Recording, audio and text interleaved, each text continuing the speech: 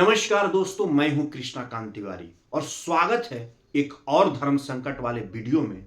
आज हम इतिहास के उस पन्ने को पलटेंगे नहीं बल्कि फाड़ने वाले हैं जिस पर सेकुलरिज्म का सस्ता फेविकोल लगाकर हमें पिछले 70 सालों से चिपकाया गया। वीडियो शुरू करने से पहले मैं चाहता हूं कि हम उन लिबरल चाचाओं और फैक्ट चेकर्स के लिए 2 मिनट का मौन धारण कर लें जिनका नशा आज इस वीडियो को देखकर उतरने वाला है। और वो प्रजाति जो सुबह उठते ही टूथपेस्ट बाद में ढूंढते हैं, पहले ट्विटर एक्स खोलकर चेक करते हैं कि आज हिंदुओं को गाली देने का कौन सा नया टूल किट आया है। आज बात होगी उस टूरिस्ट की जो फरगना उज्बेकिस्तान से भारत आया था। क्यों? क्या उसे यहाँ की दाल मखनी पसंद थी या वो यहाँ ताजमहल के साथ सेल्फी लेने आया था? जी नहीं, वो आया था तलवार की धार पे अपनी सनक पूरी करने। नाम था जहीरुद्दीन मोहम्मद बाबर और यही बाबर को लेके इस देश में संग्राम छिड़ा हुआ है। दोस्तों, कहानी सिर्फ बाबर पे खत्म नहीं होती है। आज हम धोबी पछाड़ करेंगे उन लोगों का भी जो 500 साल बाद भी बाबर के वीजा को रिन्यू कराने के लिए एड़ी चोटी का जोर लगा रहे हैं। वो हॉस्पिटल गैंग जिन्हें राम मंदिर बनते ही अचानक देश में ऑक्सीजन की कमी दिखने लगती है, लेकिन बाबरी की बात आते ही वो इनकलाब चिल्लाने लगते हैं। तो आप सभी देशवासियों कुर्सी का पेटी बांध लीजिए क्योंकि आज मौसम बिगड़ने वाला है और बरनोल की डिमांड बढ़ने वाली है भाई। 3, 2, 1। तो दोस्तों चलिए सबसे पहले जरा इस गलतफहमी को हम लोग दूर करते हैं कि बाबर मुगले आजम का हीरो था। हमारे स्कूलों की हिस्ट्री बुक्स में बाबर को ऐसे पेश किया गया है जैसे वो कोई आर्किटेक्ट था जो ईंट गारा और सीमेंट की बोरी लेकर भारत आया था भारत को बनाने। अरे भाई, वो आर्किटेक्ट नहीं था, वो डिस्ट्रॉयर था। उसका काम बिल्डिंग बनाना नहीं, बिल्डिंग गिराना था। तुम्हें पता है बाबर असल में क्या था? वो उस जमाने का इंटरनेशनल भगौड़ा था।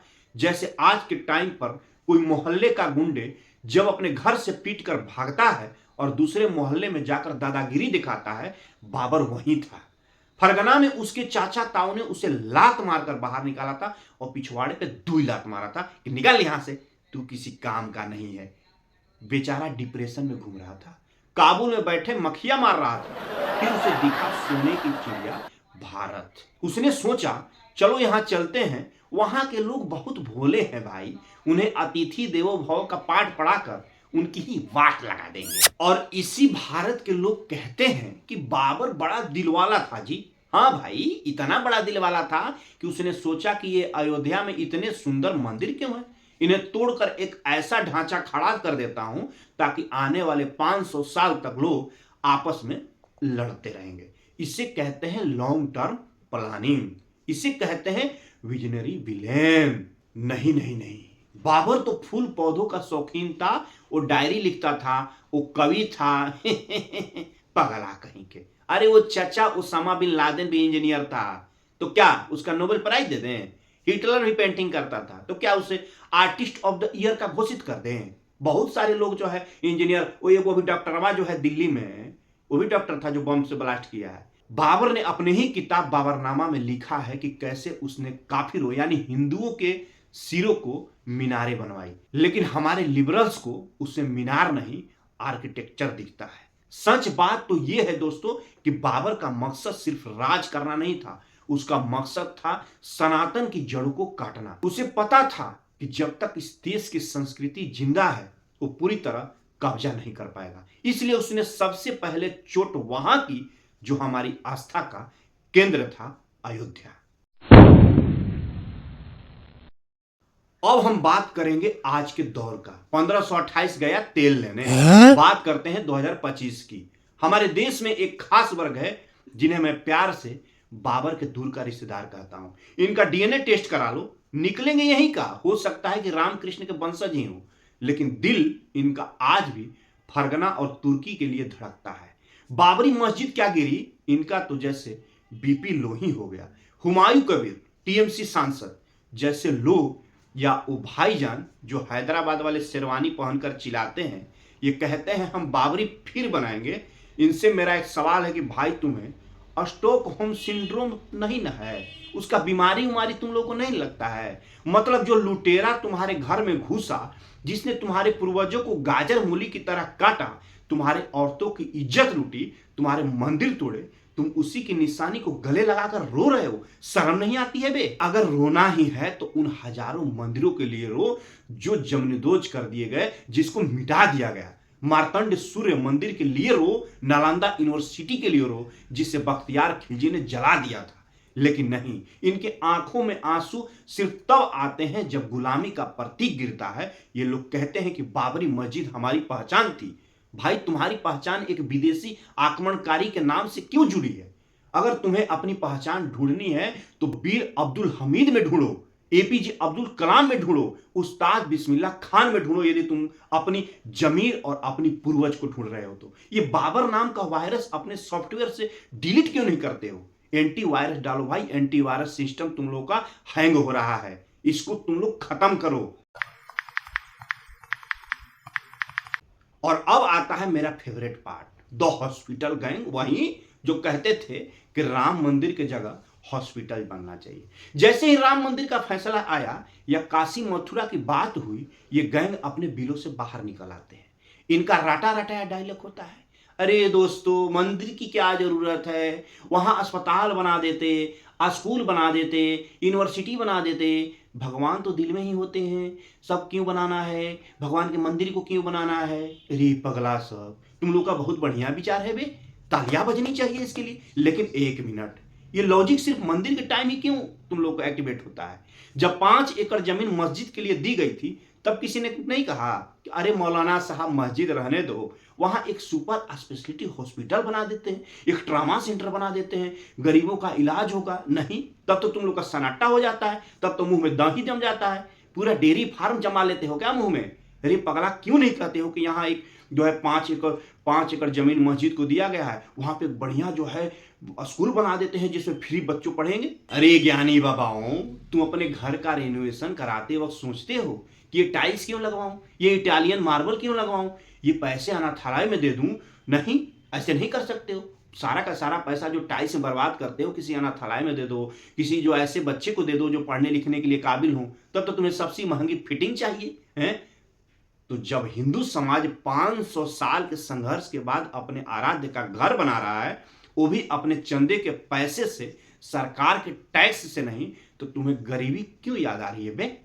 कल्पना कीजिए, आप एक डॉक्टर के पास गए हैं, डॉक्टर साहब बहुत तेज बुखार है, पेशेंट कह रहा है, और लिबरल डॉक्टर कह रहा है देखिए, आपको दवाई की नहीं सेकुलरिज्म की जरूरत है, सुबह शाम 2 चम्मच बाबरनामा पढ़िए और संविधान खतरे में है का जाप कीजिए, सब ठीक हो जाएगा। अबे सुनो बे, जब हिंदू मंदिर बनता है ना, तो साथ में अन्न क्षेत्र बनता है जिसको फ्री में भोजन कराया जाता है, धर्मशाला बनता है जो 100 150 रुपए में रूम मिलता है। तुम्हारे जो यहीं कई शहरों में 1000 से 1500 रुपए वाले रूम वहीं धर्मशाला में 100 रुपए में मिलता है। वहां गुरुकुल बनते हैं जहां बच्चों को फ्री में पढ़ाया जाता है। और तुम क्या करते हो बे? पत्थर फेंकते हो या वक्फ बोर्ड के नाम पर जमीन हड़पते हो। मैं उन सब सेकुलरिज्म को ढोल पेटने वाले को चैलेंज करता हूं कि जिस दिन वक्फ बोर्ड अपनी 9 लाख एकड़ जमीन पर भारत का सबसे बड़ा अस्पताल बनाने का ऐलान करता है, मैं इस्लाम के सामने नतमस्तक हो जाऊंगा। लेकिन वो ऐसा नहीं करेंगे, क्योंकि धंधा धर्म का नहीं, कब्जे का है बे। समझे तुम लोग? समझ जाओ। अब बात करते हैं हुमायूं कबीर और उन तमाम नेताओं की जो बाबरी का सपना देख रहे हैं। ये बयानबाजी कोई संयोग नहीं है बे, ये एक प्रयोग है। ये चेक कर रहे हैं कि हिंदू सनातनी सो रहा है या जाग रहा है। बेटा, जो तुम लोग सपना देख रहे हो ना, वो सपना चौधरी के डांस से भी ज्यादा असंभव है। ये 1990 का भारत नहीं है, तुम गोली चलवा दोगे और हम चुपचाप सारे जहां से अच्छा गाते रहेंगे। ये 2025 का डिजिटल और न्यू इंडिया है। यहां अब तुष्टिकरण का चूर्ण नहीं बिकता है। तुम एक ईंट रखने की बात करोगे, यहां से करोड़ों हैशटैग जय श्री राम चलेगा, और ऐसे चलेंगे कि तुम्हारा इंटरनेट क्रैश हो जाएगा। दोबारा बनाने की तो बात दूर, अब तो हम काशी और मथुरा को भी नाप जोख रहे हैं, तौल रहे हैं कि किधर से काटना है, किधर से उड़ाना है। जो बचा खुचा है ना, पहले उसे बचाने का तुम लोग फिक्र करो। बाबरी के मलबे मत ढूंढो बे। जिस दिन ढूंढने लगोगे ना, और मस्जिद के लिए लड़ना तुम्हारी मजहबी जिद हो सकती है, लेकिन मंदिर के लिए लड़ना हमारा संस्कृति राष्ट्रवाद है। और इतिहास गवाह है कि जब जब सनातनी जगह है, दुनिया के नक्शे बदल गए हैं। इतिहास उठा के देख लो। तो मेरे सनातनी भाइयों, निष्कर्ष यही है कि बाबर एक लुटेरा था, है और रहेगा। और जो लोग उस लुटेरे को अपना बाप मानते हैं, उन्हें अपनी लॉयल्टी चेक करानी चाहिए। सनातन धर्म कोई इमारत नहीं है जिसे तुम तोड़ दोगे। ये एक बट वृक्ष है, इसकी जड़ें पाताल तक है। तुम एक पत्ता तोड़ोगे, 10 नए निकल आएंगे। इन कट्टरपंथियों और हॉस्पिटल गैंग को मेरा एक और संदेश है कि अस्पताल चाहिए तो पहले अपने उस बीमार सोच का इलाज कराओ जो तुम्हें भारतीय होने से रोकती है। जिस दिन तुम बाबर को छोड़कर भारत को अपनाओगे, उस दिन तुम्हें किसी मस्जिद के लिए लड़ने की जरूरत नहीं पड़ेगी। खुद हम तुम्हें मस्जिद बनाकर देंगे बे।